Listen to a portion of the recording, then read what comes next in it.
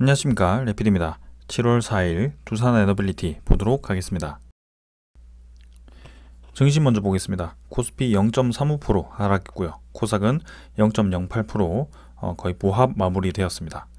코스피는 외국인 투자자 600억 매도했고요. 기관 투자자 3천억 정도 매도하면서 어제와는 좀 다르게 반대로 매도가 나왔습니다. 코삭은 기관 투자자 1,300억, 외국인 투자자 900억 정도 매도 나왔고요. 양매도 나오면서 오늘 양증시 모두 하락 혹은 보합 수준으로 진행이 되었습니다. 그래서 코스피는 2,593, 그죠? 2,600 아래로 떨어졌고요. 어제 급등한 것에 대해서 조금 조정을 주면서 N자로 빠르게 반등하기보다는 좀 이제 저항을 주는 모습을 보였습니다. 추가적으로 이제 이번 주에 대한 장을 더 봐야 되겠지만 쌍바닥을 그리면서 조금 이동할 수도 있기 때문에 60일선 근처로 다시 한번 하락을 할 수도 있고요. 혹은 21선을 넘어서는 그런 양봉을 다시 볼 수도 있기 때문에 그런 것들에 대해서 조금 더 보도록 하겠습니다. 자, 그래서 일단 코스피는 상승 추세로 다시 전환하는 과정에 계속 있다라고 말씀을 드리겠습니다. 월봉은 일단 7월봉 계속 양봉으로 진행 중이고요. 이번 달은 조금 더 올라가 주기를 기대해 보겠습니다. 자, 확실히 외국인 투자자 계속 매도하고 있습니다. 오늘도 매도하면서 590억 정도 매도했고요. 크게 매도 물량이 많이 나오지 않고 있지만 연일 계속해서 매도 물량이 이어지고 있습니다. 기관 투자자 같은 경우는 3천억 정도 매도하였고요. 어제 말씀드렸듯이 이렇게 바짝 매수하더라도 금방 이렇게 매도하는 기관 투자자이기 때문에 일단은 더 지켜봐야 될 것 같고요. 외국인 투자자는 확실히 매수세를 끝내고 매도로 계속 직결을 하고 있습니다. 자, 그래서 7월 옵션 만기까지, 그래서 다음 주 목요일까지 이 코스피가 어떻게 흘러가는지, 외국인 투자자가 어떻게 흘러가는지 천천히 한번 살펴보도록 하겠습니다. 코스닥 같은 경우는 월봉 먼저 보면 양봉으로 이번 달도 올라가고 있습니다. 그래서 890포인트까지 상승을 하였고요. 추가적인 상승을 계속해서 진행할 수 있을 것으로 보여집니다. 그래서 21선 디디면서 일단 반등 추세로 진행 중인데요. 일단 시가총액 상위 종목 위주로 코스닥이 계속 반등을 하고 있기 때문에 이 증시에 대한 추세가 고지고대로 모든 종목에 대한 이 추세를 반영하지는 못하고 있습니다. 그래서 그런 특정 종목 위주로의 상승이 끝나고 하락을 했을 때 또 지수가 하락하는 모습이 보이다 보니까 일단 좀 더 이 흐름에 대해서 지켜볼 필요가 있을 것 같고요. 오늘은 그런 지수 위주로 상승이 조금 조정을 받으면서 외국인 투자자와 기관 투자자가 이탈을 하였고, 외국인 투자자는 어제 많이 매수가 들어왔지만 다시 한번 하루 만에 매도로 전환을 하면서 추가적인 매도가 나오는지 이번 주 한번 살펴볼 필요가 있겠습니다. 그래서 증시가 일단은 상승 추세로 전환은 하였지만 상승에 대한 이 연속성이 조금 멈추고 오늘은 조정을 받았습니다. 그 조정세가 이번 주 내내 이어질지, 그리고 옵션 만기까지 이어지는지 그런 것들을 한번 살펴보겠습니다. 환율 같은 경우는 7.5원 하락했고요. 1,300원으로 딱 맞췄습니다. 그래서 이틀 연속 이렇게 하락을 했고 21선 근처, 121선 근처에서 반등을 좀 하였습니다. 그러나 확실히 이제 V자로 올라가다가 한번 이제 꺾이는 모습이고요. 여기에 대해서 뭐 이 정도 라인 계속 유지하지 않을까 싶습니다. 그래서 물가라든지 인플레라든지 그런 지표들이 좀 복합적으로 지금 영향을 주고 있는 것 같고, 이런 지표들이 안정화되기 위해서는 조금 더 시간이 필요해 보입니다. 그래서 에너지 같은 경우는 떨어졌다가 다시 반등을 하고 있는 추세고요.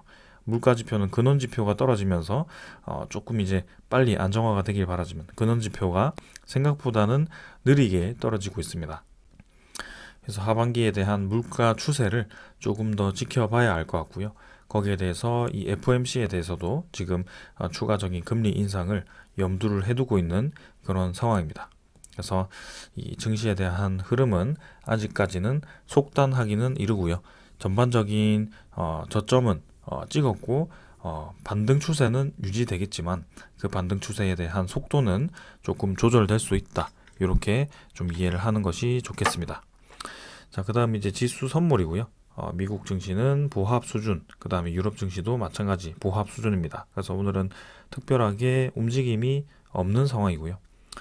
원자재 같은 경우는 WTIU 러시아가 조금 감산을 하고 사우디가 감산을 유지하면서 추가적인 그 하락세는 아직까지는 없습니다. 그래서 70달러 회복을 하면서 70달러 꾸준히 지금 유지를 해주고 있고요. 여기서 유가가 추가적으로 상승을 할지는 조금 더 지켜보도록 하겠습니다.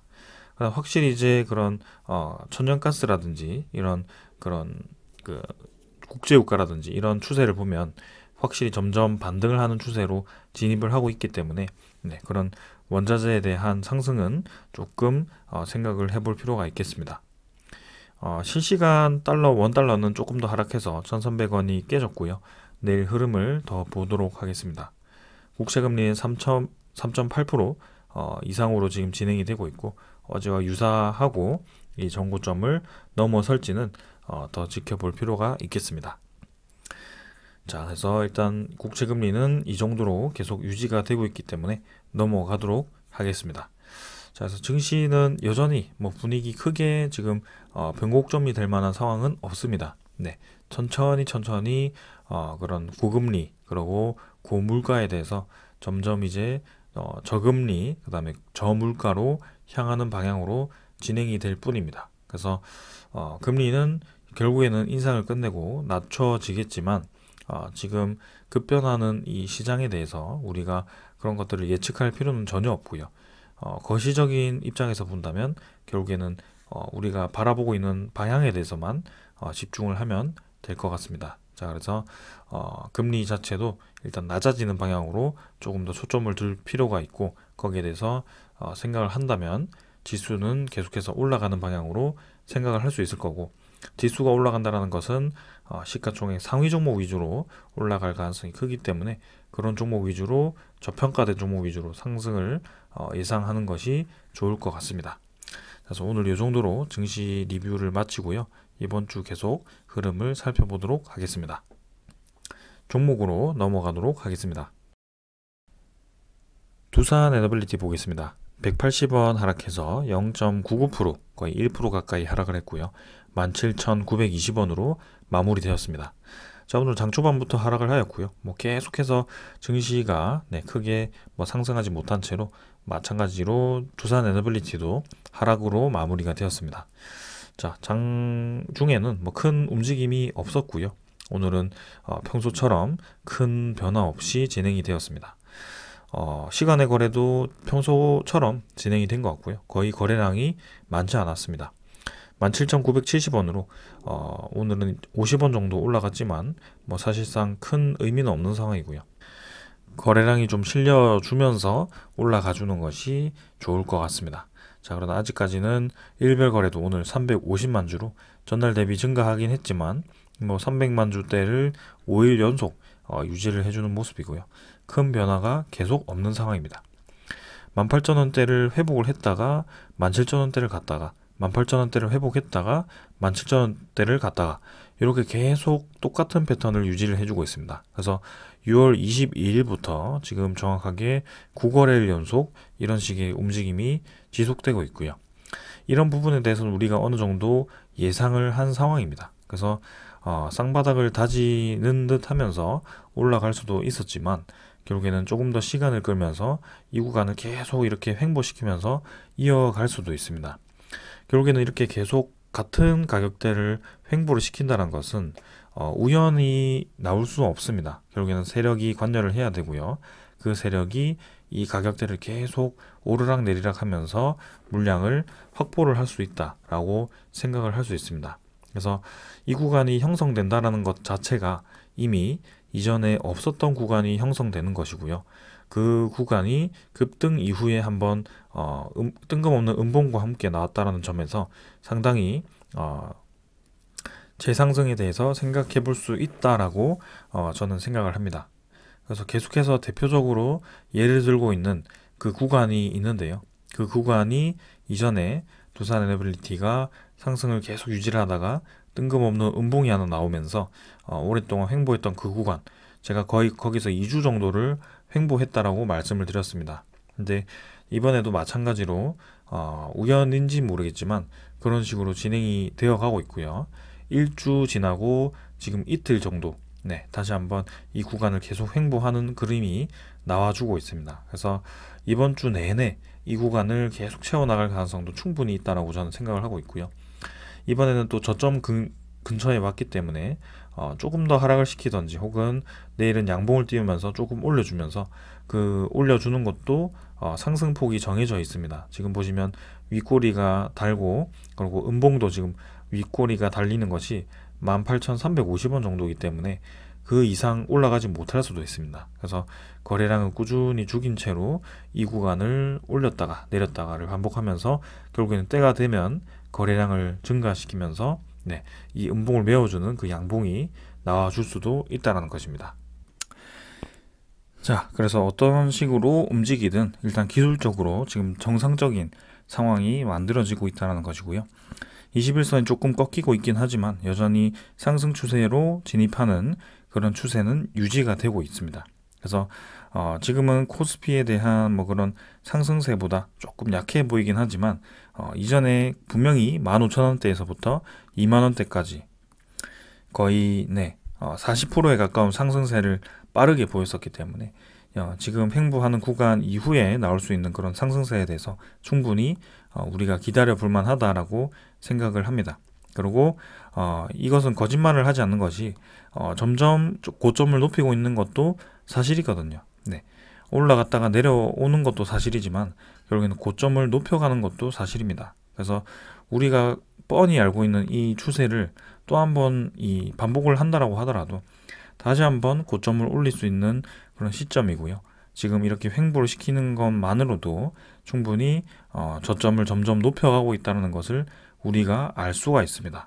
그래서 그 추세가 꾸준히 유지되고 있기 때문에 여기서 18,000원 정도, 17,000원 후반 정도를 찍고 반등을 했을 때 이제는 주가가 이전 꼬리, 그죠? 20,000원 초반대를 넘어가면서 그 이상으로 올라갈 가능성이 충분히 높다라고 말씀을 드리고 싶습니다. 거기에 이 기관 투자자라든지 외국인 투자자에 대한 수급 자체가 꾸준히 나가지 않고 들어와주고 있다는 점이 핵심 포인트인 것 같습니다. 자, 그래서 아직까지는 7월 달에 대한 월봉을 판단하기에는 며칠 지나지 않았기 때문에 어떤 움직임을 보일지 한번 살펴보도록 하겠습니다. 자, 그 다음 투자자고요. 투자자는 외국인 투자자 14만 주입니다. 그 다음에 기관 투자자 421주입니다. 뭐 크게 변화 없었고요. 금융투자는 11만 9천 주, 어제 그리고 그저께 이어서 금융투자가 오히려 또 매수를 계속 해주고 있는 모습입니다. 그래서 이 매수세가 일단 뭐 크게 저는 의미가 없다라고 생각하지만 그래도 금융투자 쪽에서 매수가 들어왔다라는 점에서 일단 괜찮다라고 보고 있고요. 그다음에 보험은 3천 주 정도 매수하면서 뭐 큰 의미 없었습니다. 그래서 부합 수준이라고 보시면 될 것 같고 투시는 3일 정도 매도하였지만 매도 물량이 크게 많지는 않았습니다. 연기금 투자자가 이제 오랜만에 매도를 하였고요.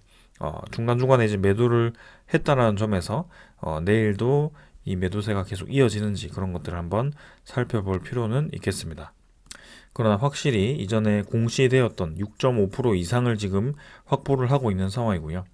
연기금 투자자에 대한 누적 수급을 보았을 때 꾸준히 두산에너빌리티를 늘리고 있는 모습이 확실히 느껴집니다. 그래서 이런 추세가 계속 이어지는지 천천히 살펴볼 필요가 있겠습니다. 자, 그 다음은 두산에너빌리티 공매도 잔고 살펴보도록 하겠습니다. 공매도 잔고는 오늘도 조금 늘었습니다. 395만 주로 4만 주 정도 늘었고요.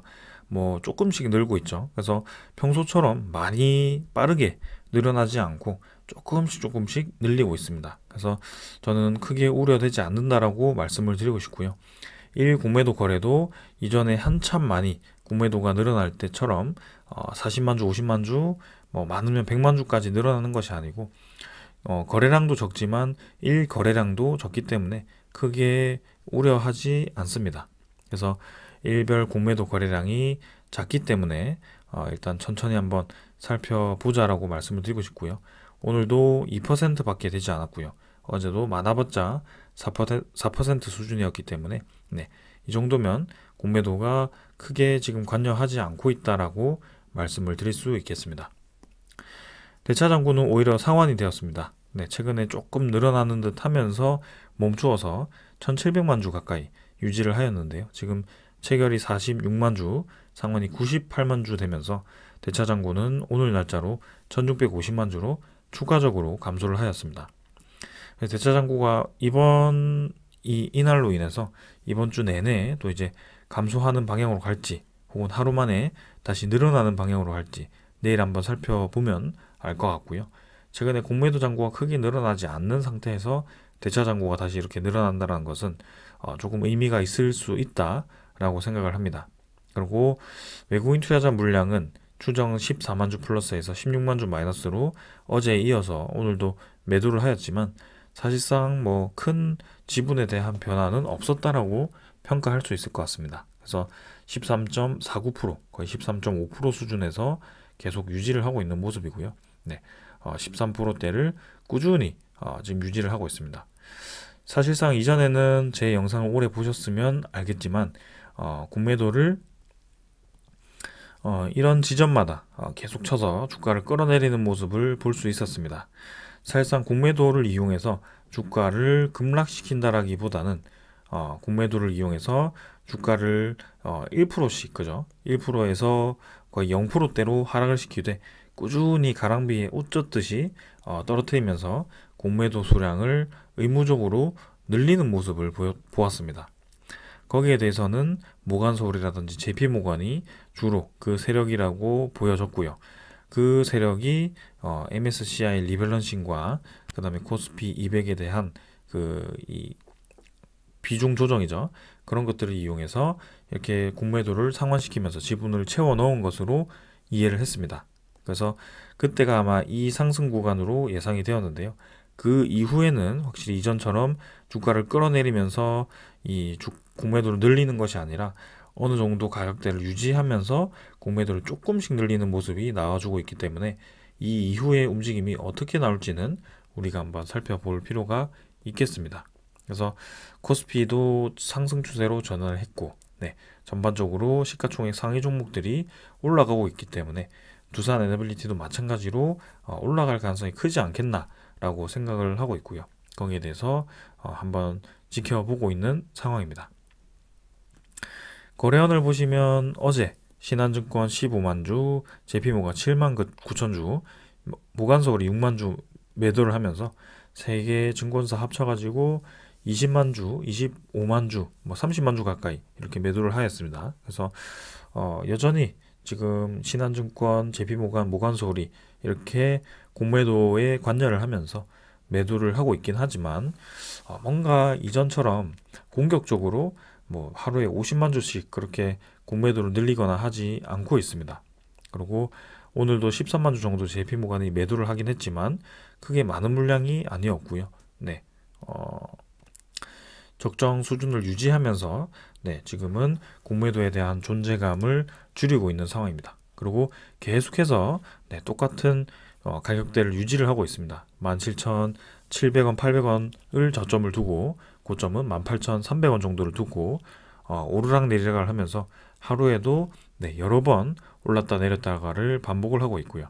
거기에 대해서 지금 한 2주 가까이 횡보를 하고 있습니다. 그래서 그 횡보가 끝났을 때 거래량이 늘어나면서 어떤 방향으로 주가가 형성이 되는지 그런 것들을 우리가 살펴보면 될 것 같고요. 그 판결이 이번 주 말이라든지 다음 주 정도면 한번 결론이 나지 않을까라는 생각을 하고 있습니다. 그래서 그런 부분에 대해서 조금씩 제가 계속해서 모니터링 하면서 여러분들께 설명을 드릴 테니까 한번 기다려 주시면 좋겠습니다. 자, 그 다음에 이제 기술적인 부분들은 다 설명을 드렸고요. 오늘 소식들 전해드려야 되는데 오늘 사실 큰 소식은 없었습니다. 그래서 간단한 소식만 하나 전해드리고 마무리하도록 하겠습니다. 자, 사실 이 소식은 이전부터 오랫동안 제가 거론을 했던 그런 소식이었고요. 경상남도에서 자체적으로 첨단 산업단지, 그런 산업단지를 조성하게 됩니다. 그 산업단지에는 방산이라든지 혹은 이 SMR과 같은 원자력 산업에 대해서 집중을 하면서 육성을 하게 되어 있고요. 거기에 대해서 지금 SMR에 대한 경쟁력을 키우기 위해서 차세대 원전 제조 거점으로 이렇게 창원시를 지정을 하고 거기에 대해서 이 각 기관들과 민간 기관들과 이 협력을 한다라는 소식이 나왔습니다. 그래서 원자력 육성을 위해서 관련 기업 및 기관들과 손을 잡게 되고 거기에 대해서 원전산업 대표 기업 및 기관들과 차세대 원전 글로벌 제조 거점과 그런 육성 업무 협약을 체결을 했다라고 합니다. 그래서 가압 경수로는 최근 이 원자력 모델이고요. 그 이외에 용융염 원전, 그 다음에 소듐 냉각 고속로 SFR, 그다음에 초고온 가스로 이런 여러 가지 모델들을 SMR이라고 하는데 사실상 1세대, 뭐 그다음에 2세대, 3세대, 4세대가 있겠지만 그 첨단 이 기술까지 집약을 해서 계속해서 SMR에 대한 기술력을 높여가겠다라는 그런 목표를 세우고 있습니다. 그래서 우리나라 자체로도 SMR이라는 모델을 개발하고 있고 2028년 늦으면 이제 2030년에 그 SMR에 대한 상용화를 통해서 납품을 할 계획을 세우고 있고요. 특히 캐나다와 그 실적에 대한 논의를 하고 있기 때문에 거기에 대해서 또 기대감이 있습니다. 자, 그래서 이 부분에 대해서는 오래전부터 제가 말씀을 드렸기 때문에 간단하게 보고 넘어가도록 하고요. 네, 이 SMR과 그 원자력 발전 그리고 해상풍력 가스터빈에 대해서는 두산에너빌리티가 계속 이 사업성이 좋아지고 있기 때문에 거기에 대해서 우리가 집중해서 지켜볼 필요가 있겠습니다. 어제 말씀드린 것처럼 대회에서 이제 조금 그 원자력 폭발이라든지 그런 조금 불안정한 변수들이 있긴 하지만 그 변수가 사실 현실화되기에는 가능성이 크지는 않은 것 같고요. 제가 봤을 때는. 네. 그리고 실제로 분석도 그렇게 예상이 되고 있지만 이 한편으로는 이런 위험성도 있다라고 제가 어제 강조 차원에서 말씀을 드렸던 거고요. 영상을 못 보셨다면 제가 언급드렸던 것은 이제 자포리자 원전 폭발에 대한 가능성을 언급을 드렸던 건데 그게 이제 그 영향으로 인해서 유럽 전체가 영향을 받을 수 있기 때문에 그게 현실화되었을 때는 조금 이제 이 전 세계가 영향을 받을 수 있는 아주 치명적인 사건이 되면서 이 세계 전쟁으로 확전이 될 수 있는 그런 빌미가 될 수 있기 때문에 좀 그런 상황은 일어나기가 쉽지 않을 거라고 생각을 하고 있습니다. 그러나 지금 제가 그 말씀을 드렸던 것은 거기에 대해서 조금은 이제 가능성을 두되 일단은 두산 에너빌리티에 대한 성장성을 조금 더 중점적으로 보자 라고 말씀을 드리는 거고요. 네, 두산 에너빌리티는 확실히 지금 턴어라운드를 하였고 재무적인 차원에서나 혹은 기술적인 차원에서나 그 시장 환경에서나 모든 상황이 잘 맞아 떨어지고 있습니다. 그리고 두산 에너빌리티 하나만 이렇게 잘 나가는 것이 아니고 그룹 전체가 좀 턴어라운드를 하고 있고요. 특히 두산 바켓은 오늘 이제 다시 6만 원을 회복했다가 떨어지긴 했지만 블록딜 이후에도 꾸준히 주가를 밀어 올리면서 올라가주는 모습이 나와주고 있습니다. 그만큼 지금 가치가 크다라는 것이고요. 계속해서 이 지분 가치가 높아진다면 두산 에너빌리티도 지주사로서 좋은 결과가 있을 것 같습니다. 자, 그래서 이번 주 어떤 흐름을 보일지 한번 살펴보도록 할 거고요. 거기에 대해서 특별한 움직임이 있다면 바로 여러분들께 말씀을 드리도록 하겠습니다.